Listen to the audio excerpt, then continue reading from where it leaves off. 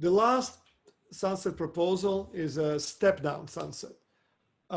So the idea here is that sudden changes often take people by surprise, and they disturb their business plans.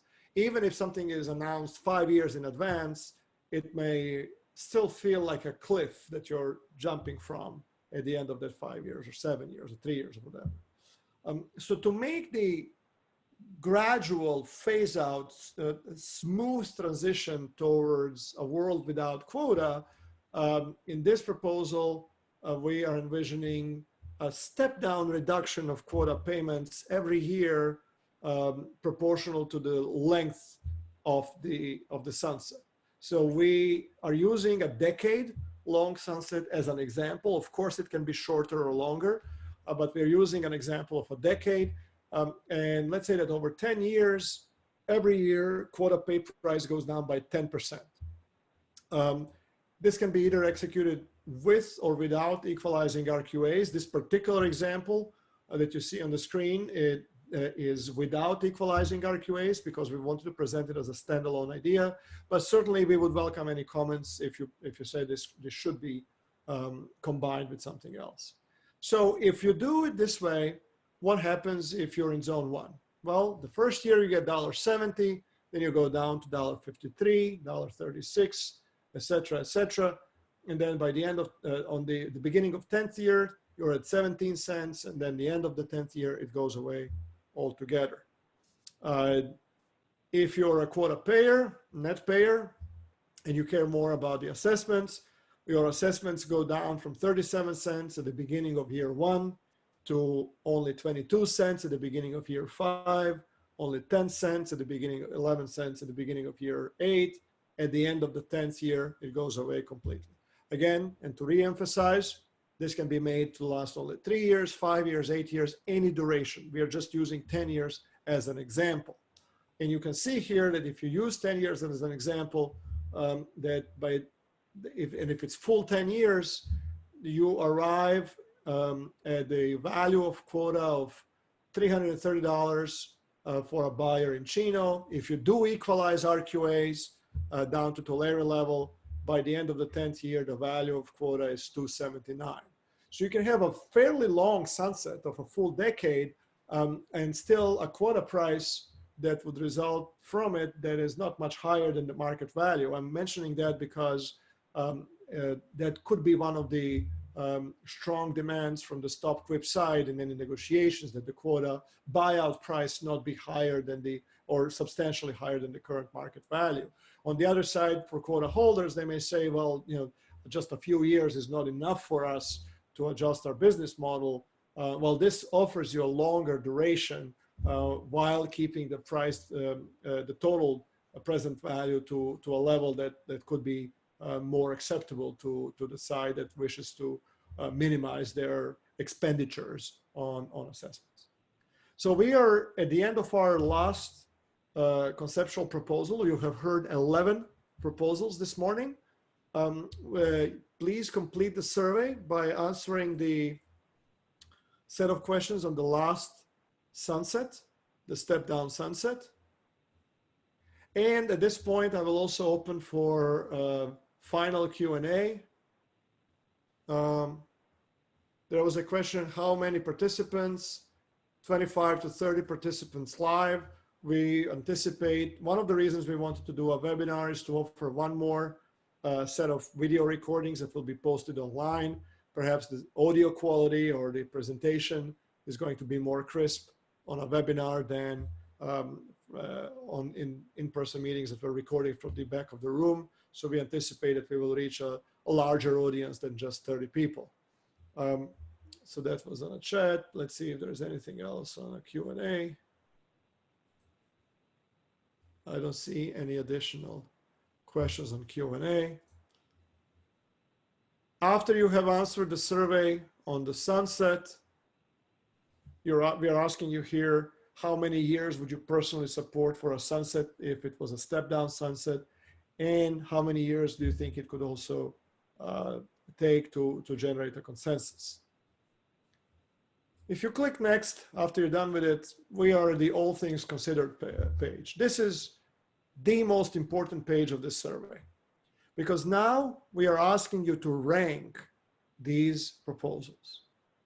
We are now in a phase where we have to start sieving down, where we have to start discarding some options and going to the finalists. So to that end, the survey lists 11 ideas here. And if you like some idea more than the other, you can change their order so that the idea that you like the most rises to the top here.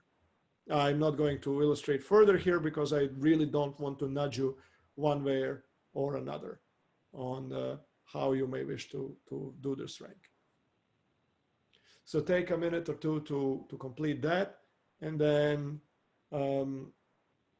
I still see no other questions coming from the audience. So maybe, Dino, you can close the meeting at that point by offering a few words.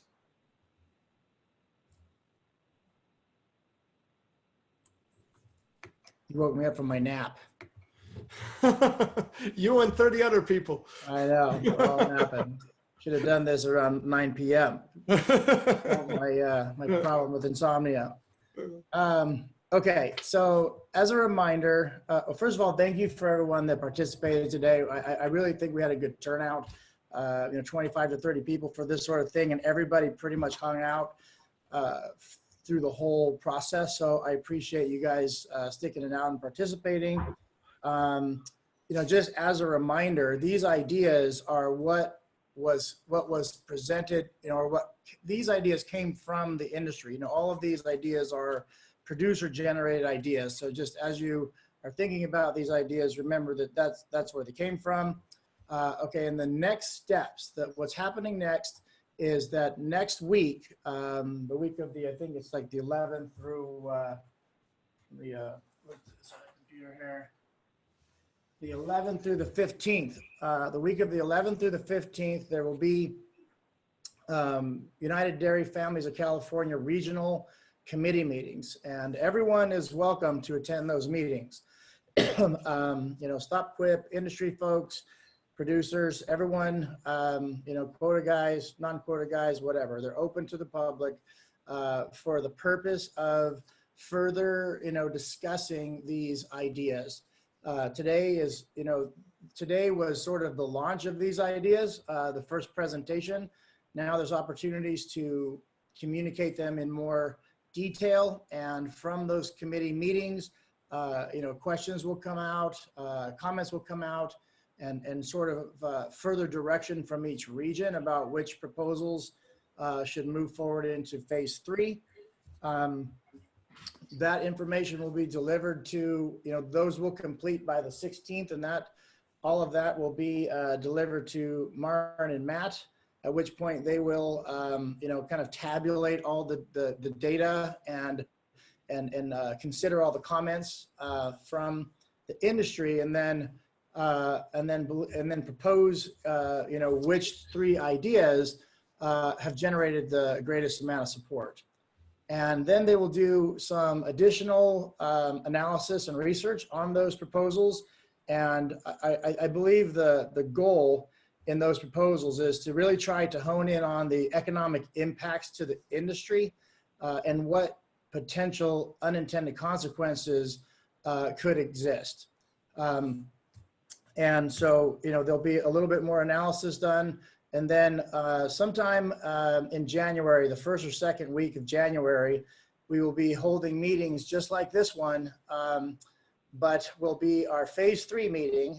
And at that point, we'll be having this conversation again about the last 3. And then there'll be, a poll and a survey similar to what we just did.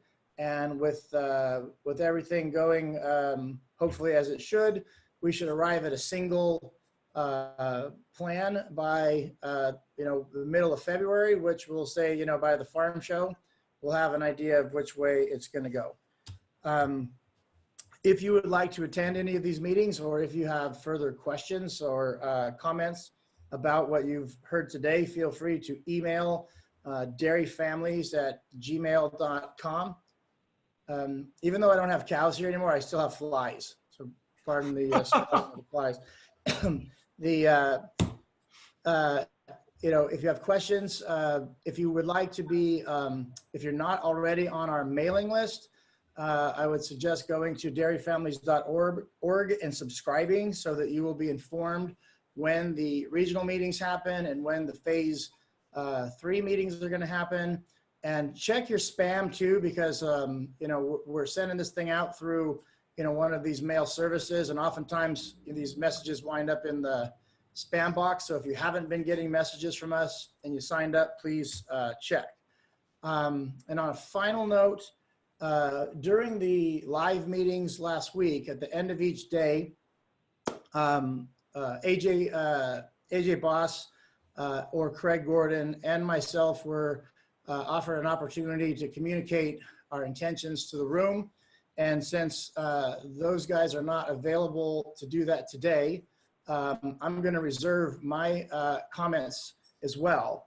And what we will do is by the end of today or tomorrow morning on our website, we will have posted videos of the last 3 live meetings, and we will take specifically the closing comments of the meeting, and we will post those online. So if you're interested to know what Stop Quip's plans are, or if you want to get the you know, the reaction from the dairy families on what they're up to and what we're up to, please go to the website later and watch those videos. I think they're critical and really important to understand you know, what everyone's plans are and what their attitudes are. So I would appreciate you going there.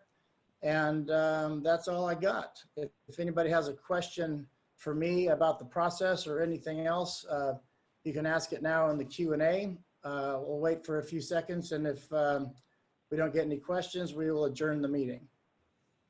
On behalf of Matt Gould and myself, I want to thank everyone for the opportunity to serve you as you think through this very important issue for the California dairy industry. And we look forward to continuing our work through the phase 3 to help you make an informed decision. So that's all from me for today. Thank you, everybody, for participating. Hope to see you at one of the live meetings soon.